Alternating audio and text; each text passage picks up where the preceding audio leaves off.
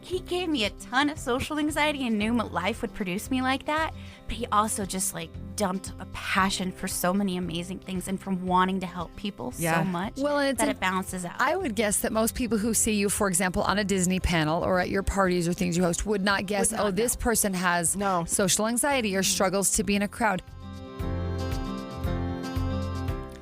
Welcome to another episode of Relentlessly Resilient, presented by Minky Couture, a weekly podcast where people share real-life experiences and the tools they've developed to move forward and live their best lives. I'm Jenny Taylor. And I'm Michelle Scharf. The original Minky Couture blanket is to die for. They are amazing blankets, the softest, most luxurious blankets you can find. They have great customer service. They are made of the highest quality. 6 Utah locations. You can find them across the state of Utah or online at minkycouture.com. Today, we have a special podcast. It's going to be amazing. Our producer, KellieAnn Halvorsen. Jenny is always so good to always acknowledge and mention that our producer is KellieAnn Halvorsen. Hi. The Ann's important. Yes, KellieAnn. And we are going to have a little chat with KellieAnn today. We just want to goodness of KellieAnn. We want to share with our listeners what it takes. First of all, Michelle and I show up. We help arrange some guests. We talk to the guests. We go home. KellieAnn works the board during the interview. She edits everything. She gets it ready. But she makes every one of our guests sound great. She takes out all the ams, ers, and she balances not the all microphones. Of them, because I do want it to sound like themselves still. Right. But even that takes extra work to take out some, but not all. So, KellieAnn, we want to get to know you a little bit more. Tell us, it's just you, me, and Michelle. We're the only three listening. She wasn't exactly happy. My anxiety stuffed rabbit. She's got a little support animal. Okay, tell us about you, your background. How did you end up as a producer of a podcast at KSL Radio? Sure. So I'm KellieAnn. I'm in my late 30s. This is my second career. As Michelle and I've kind of mentioned at different points in the podcast, I'm also a massage therapist. Love it. I'm redoing my certification right now. Oh, the classes are so cool, Michelle. Oh, wow. And I went back to school thinking I'd become a physical therapist, and I decided I didn't want to do all the math required. So what else am I good at? I'd already done a lot of communication and marketing work for my local community theater, and I'd written a children's book on theater and things like that before.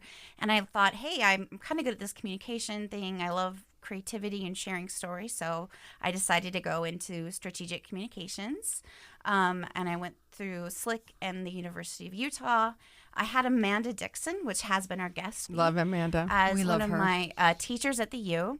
And, I'd gotten out of college. I didn't really like where I was at with the publishing company. And so I reached out and I said, this is really my goal would be to do something more like KSL. And she's like, let's get you in. And, she really enjoyed my work at school, wrote me a wonderful letter, shared my resume directly. So I started in KSL News Radio. I was on the movie show, which if you know me, I'm a big nerd. So yes. We love your nerdiness. We want to come back to that in a minute. Yep. And then I was working part-time. I launched Boyd Matheson's show. When COVID hit, I realized I needed something a bit more full-time because massage, you can't support yourself during COVID with massage. And so I helped them launch the Church News podcast. So I do the Church News podcast. I'm a producer there. I produce your guys' podcast. And then I produce and co-host Fan Effect podcast. Okay, that's what I want to talk about a little bit more. Not just that you do Fan Effect, but that really is a huge part of your outside of work life as well. So tell us how you came to be with that show and where that interest or that kind of hobby life came into you. Well, I've always been a big nerd, whether it was theater or Batman or whatnot. I was a huge reader growing up. I'm very much a socially anxious person, so I lived in all these stories.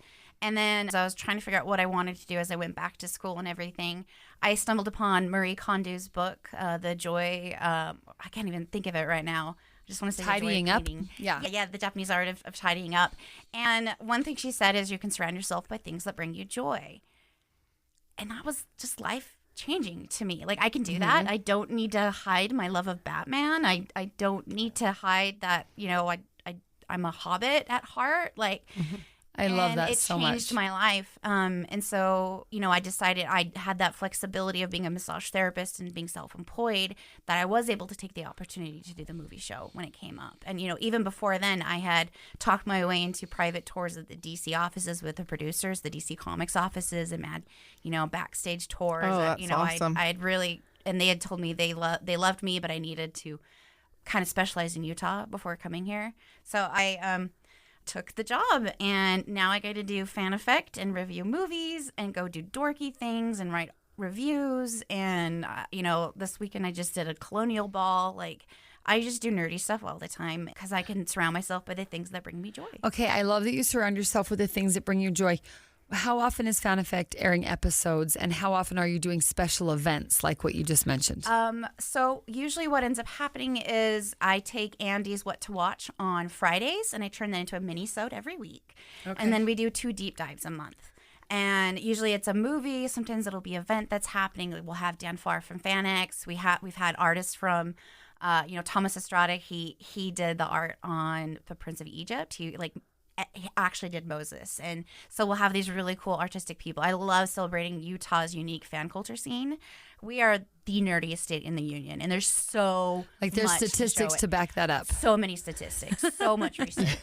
And we also have this really cool clash between highly liberal and very, very conservative, because it's like the clash between the two. So we have really cool stuff, beautiful place to have events, beautiful place to do cosplay and everything. And right now I'm really excited because I've been forever talking about doing a series called What's Your Favorite Fandom? And having people come on and tell me what their favorite fandom is, what it's done to change their life, and then introduce someone, okay, this is how you're going to get into it. So I've done a couple of those so far, and I'm getting ready for Doctor Who this week. Becky Bruce from KSL News Radio and Heather Kelly are introducing me to Doctor Who. And yeah, so that's kind of that. And then I just drop in wherever I can to support the local creative team. I love that. So there's cosplayers that do amazing things with Make-A-Wish, as well as different organizations that do things all over the valley to help support them. Heroic is one of my favorite ones there. Shout out to Eric Hall. He's amazing. He does so many things with them. And because there's such a huge variety in Utah, it can be anything from this weekend. I was doing a colonial dance. I'm doing there's also Regency Walk. There's a huge historical nerdiness stuff here as well. Yeah. The biggest colonial celebration west of the Mississippi is happening early July. The fandom Cosplay covers meetups. so many things, Everything. right? So many I have things. kids that are really into Japanese anime. Yeah, anime convention was this last weekend. So Yeah. So I have kids that love that. You've helped me get my grandson birthday gifts because, I'm like, I don't know what this thing is called. I will tell you. And you're on your phone and you're sending me the links to the Target ad. And I love it. I love being able to have you as a resource because there is and it's a wide variety, but you don't love just like the DC Comics world or a Hobbit stuff or any of that. You also are a big lover of Disney. I'm on the Disneyland panels at FanX. Almost every day I have an outfit that there's something in my heart's a little Disney bound. Yeah. Today is actually my face painting outfit because I was helping out with stuff. So I love that. I have a dress covered in splashes of paint is what it looks like. I love that. One thing I want to do, actually, I've been thinking to add to Andy's What to Watch on Fridays is what to do this weekend. This weekend, there was 6 different fandom things. There was a meetup for cosplayers that they had. There was the Colonial Ball I went to celebrating Washington's inaugural. There was the anime convention at Sandy. So that's one thing I thought is maybe I need to start doing. So how do you know about that? Let's say someone's listening going, oh my gosh, I would come to 1, 2, or 3 of all of those. How do they find the details of those events? My favorite resource is Now Playing Utah. Okay. If you could just go into there. And that includes all kinds of theater and musical things. Theater, educational concerts, things like that. That's my primary place to go. And a lot of the FanX type of things will be featured there as well. Fandom, some. Of it. Other than that, you have to go on Facebook and look at the events. Okay. But if you want to see plays and stuff and more cultural events, I would go there. And then you expand out to look at different stuff. But that's the thing is I know all these different things and I know what screenings are going on in Utah, what special events are happening. I thought maybe I need to start adding instead of to Andy's What to Watch, okay, what fandom to do this weekend. Yeah. You mentioned that you wrote a children's book. Tell us about that.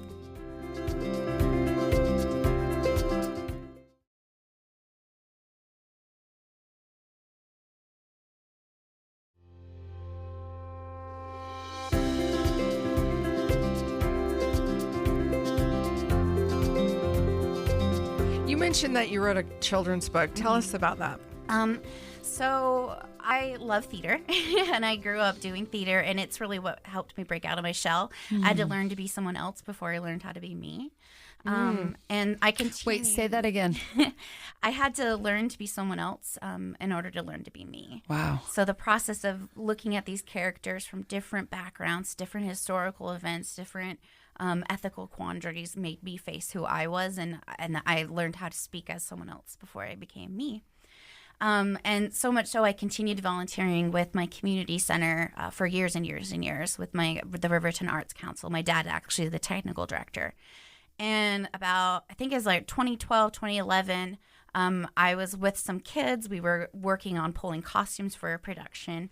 And one of the kids who she'd been in several shows, little Paige Perry, she said, I asked her if she's going to do the next show. And she's like, well, I don't think so. Because, Crystal's just a bit bossy. And I looked at her and I'm like, oh, hon, Crystal's the director. She's supposed to be the boss. She's supposed to tell you what to do and to behave and things like that. She's like, oh. And it just kind of hit me how sometimes, we don't slow down to actually explain things to kids. She can be a part of this production and not understand the bits and pieces. And at the same time, there was this other girl where her grandmother is the president of the Arts Council, and she loved it. She said it's better than Disneyland. She's about probably 5 or 6 at the time. And she knew everything because she was involved in everything. Mm-hmm. And so this idea of Ellie the Drama Princess came out, named after the second girl here. And what it was is you go through the story of Ellie helping her grandma at the community center go through a production. And like her grandma's a president of the Arts Council. That means she's like, a princess of the Arts Council. So I wrote, it's a storybook and a guidebook. And throughout the storybook, there's bolded words. And then at the back, those bolded words are things like, what's a choreographer? So you have a glossary. Yeah, I have a glossary. Oh, I love it. And it explains it a little bit more in detail. Okay. So that is So it could be used in a home life, but also Yeah. could be used in a school setting or a homeschool and I have setting. like worksheets and stuff. And a company called Harmony Resources picked it up for their I love homeschooling it. program. Yeah. Well, I'm just thinking, so we have a new principal at our elementary, and she's talking about this next year, bringing in a couple of more after-school clubs. Yeah. We traditionally have had a couple, but not very many, and not very varied.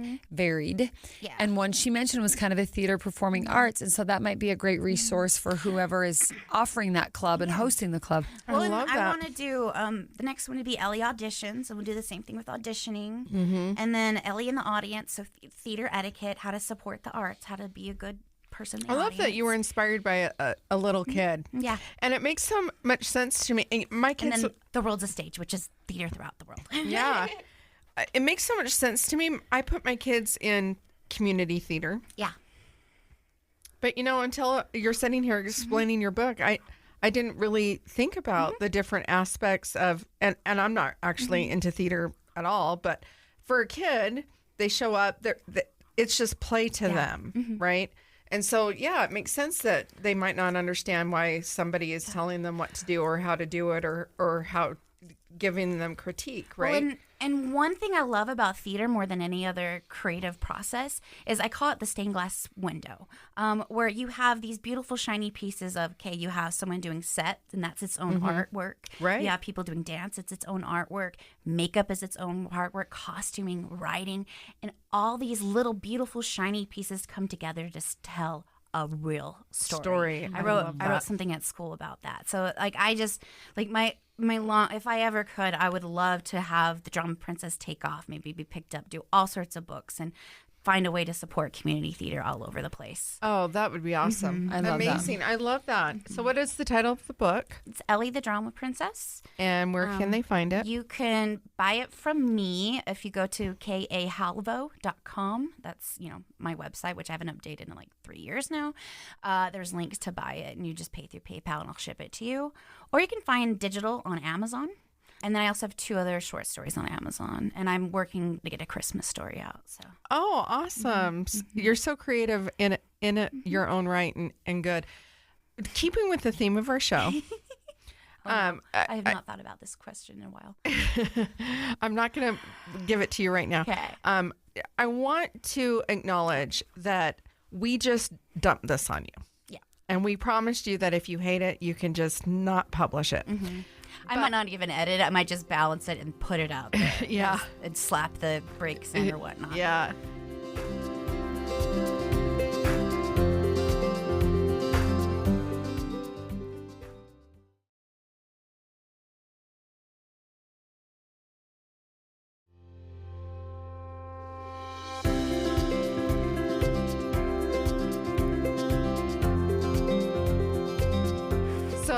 So we sprung this on KellieAnn. KellieAnn has a bit of anxiety. Yeah, an OCD. An OCD. Neurodivergent. And you're neurodivergent. And it's my superpower. it is your superpower. And, you know, I have many neurodivergent children and grandchildren in my life. And I think that they color the world in such beautiful ways. I really appreciate you allowing us to do this. We did just kind of drop it on you, and then we insisted that we take this time to do this. Well, and I always think, like, God, he gave me a ton of social anxiety and knew my life would produce me like that. But he also just, like, dumped a passion for so many amazing things and from wanting to help people so much that it balances out. I would guess that most people who see you, for example, on a Disney panel or at your parties or things you host would not guess, this person has social anxiety or struggles to be in a crowd. Can you talk a little bit about your adventure parties? Oh, my Adventureland party? Adventureland party. So growing up, I was a middle child, and now my mom's been diagnosed with ADD, so I understand why she never really planned birthday parties and stuff till the last second. I never really had like a big birthday celebration. It always fell through. Also, summer birthdays, that's just what happened. And when I was 25 and still single and like didn't really do any big celebration, I'm like, screw it. Next year, I'm going to do my own birthday party. I love Disney's Adventureland. Let's do Disney's Adventureland. But I hate the attention. So that started the tradition of having an annual Disney's Adventureland party. Every year is a little bit different. I don't like calling it my birthday. It wasn't until about 3 years ago I held it at the aquarium and they kept asking who the birthday girl was. I finally admitted it's for me. But like, I don't like getting gifts. Instead, I'll give gifts. It's all themed. This year we're doing Animal Kingdom at the zoo instead of Adventureland. But I just Who's invited? How many people from what walks of life? Huge. The one at the aquarium, I rented out like half of the tiki playground. So there was like 40 to 60 people there. I love it. And of course, I over-ordered, so I had to give like a whole thing of Dole Whip to the people down in the restaurant. I'm sure they were really sad about that. Lots of Mickey bars, lots of pins giving out. Oh my goodness. They said they'd never seen someone do something like this before. It was so cool. But this year's going to be small because I have a surgery coming up, and I just need to be a little more gentle on myself this year. So it's my best friend and her husband and their 5 kids and my niece and nephew. Oh, that's darling. I'm so excited. And at the zoo. It's at the zoo. It's Animal Kingdom. And it's actually a day of one of my honorary niece's birthday. So it's her birthday and not mine. And I'm so excited. And she's never been to the zoo. So she's very excited too. Oh, that's awesome. That's going to be magical. So you have these struggles in your life. You've created a great life for yourself. Trying. You have creativity that is abounding, but you do have this amazing heart. And I actually think we started out with a different producer here. He was great, but I really feel like you have the heart for our podcast, and you really connect with our guest. And sometimes we're all crying in this room together. Yeah. Oh, yeah, we cry. So I do know that there's a layer of also emotional tasking that this particular podcast takes for you. I just want to acknowledge that and say that I really appreciate you. That's another thing. I think the universe knew I needed this because I have to listen to these multiple times as I'm editing them. And it's like the Lord like saying, you need this help, so I'm going to give you this huge thing about resilience and also the church one. Right. And then we're going to balance it out with the fandom. But it's like over and over and over again I hear these stories and I need them. Yeah. And to realize that you're not alone in your struggles, right? We all have them. They may look differently, but at the end of the day, they impact us sometimes quite similarly. I can't say that word today. Similarly. So I do want to ask you, what does resilience mean to you? I think the best thing I would say, and when I was on my mission, my dad actually had a hard time. He had lost a job and was kind of struggling. And I sent him a little message, and the key was have faith and keep moving. You know, and even if it's the smallest amount of movement, you got to keep doing it. I get really frustrated with myself because I have chronic illness and social anxiety, and I just do everything a little later in life. And I realized, like, I'm just meant to have a lot of switchbacks in order to climb the hill. And it needs to be a little bit more gentler. But as I keep moving and have faith, which is hard a lot of the time, have hope, I'm going to get to where I need to go. And, like, I love my job. I love helping people. I love that I still get to do massage therapy and I get to write and do creative things and build giant books for my friends. And that's what I want to do. You know, my motto in life, which I've had since my mission, as I was thinking about what I wanted when I came home, is be creative, be bold, be inspiring. And I think that's because I have such a hard time with boldness, but you need that in order to inspire people. And the skill that God's given me, besides being very emotional and having that tender heart, is creativity. So that's what I try to do. And you are very creative. You are amazing. You actually inspire me. I think you should take some pictures of your desk to promote this oh my goodness. with, because it really gives you a flavor for your fandom and how varied it is. You have so multiple crazy. fandoms. Yes. So, and it's covered in local artists as well. I love supporting local artists. Yes. And a little section that says And spread let's joy hear your with 11th commandment. My 11th commandment, which I always tell my hosts and my guests, is market thyself. We all have these stories that can help inspire people. But if we're not willing to share them or to let people know about them, we're not going to help people. So, like, that's the one thing is, like, what's your website? Where do you want to look? What's the resources? What's the name of your book, KellieAnn? Where do we learn about you? Ellie the Drama Princess. Yes. Yeah. There's The Rock, the Paper, and the Scissors, which is the story of what their relationship was. And then a little romance that is The Salt and Pepper Shaker. And those are all on Amazon. Or you can go to KA Halvo. That's KAHALVO.com. And I am saying this right now. I will actually update it, and I'll start a newsletter that'll have my podcast each week and link over to I think that's going to be awesome. Oh my gosh, I just said that. And then a newsletter to keep us all updated. We can subscribe. Doing a Patreon and Etsy, you know. Like, I gotta do other stuff, and I want to inspire people. Yeah. No, you do. And I want you to know you do inspire me. I always look forward to coming in because I know who I get to sit next to. And you do inspire me. You have such a tender, kind heart. And I love and appreciate how you welcome our guests and make them feel really welcome and a part of the show. Oh, I love it. I just want to help them. I know. And their stories are amazing. Yeah. Oh. I know. You really are the best producer for the show. I can't think of anyone else that I'd want. I love it. Maybe I need to start a newsletter for you guys too, so we can get these out. Blend it all. I want to thank you for allowing us to. If we knew how to work that board, we would have just started pushing. I know. That's what we said when you stepped out for a second. We're like, we could have just hit record and she wouldn't have ever known. Oh, no, yeah. Because we were having Except a great conversation offline. She'd still have to edit it because we're clueless. No, I don't think I'm going to edit. I'm going to balance it. We don't know how to do those things. Slap it together. No, we love it. We appreciate you, KellieAnn, and all you do to make us and our guests sound great, but also just for making the show even possible. Because Michelle and I laugh that, I mean, I'm sure we could DIY it with an Amazon mic in our kitchen, but not quite the same as having an expert. And like we're so on top of like each other's ideas, and I learned so much from you guys as well. And you're so inspiring in your messages, and just to keep going. And then like we all love our love for Minky, which you know I was the one in our meeting like, well, let's ask Minky if they can be our sponsor. And like it's just wonderful that things kind of come together. And I just hope as audiences, like seriously, share this show. These ladies pour their life into this. I pour my life into this. But more people need to know about it. So I'm asking you guys as an audience to take on my 11th commandment for us and market our show for us. We want more people to know about this. And the more people know about it, the more support we get from our higher ups.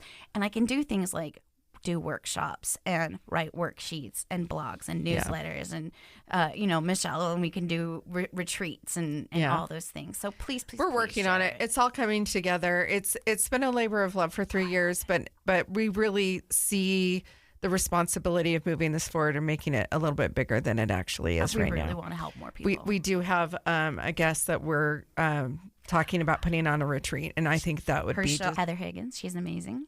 Yeah, it'll be great.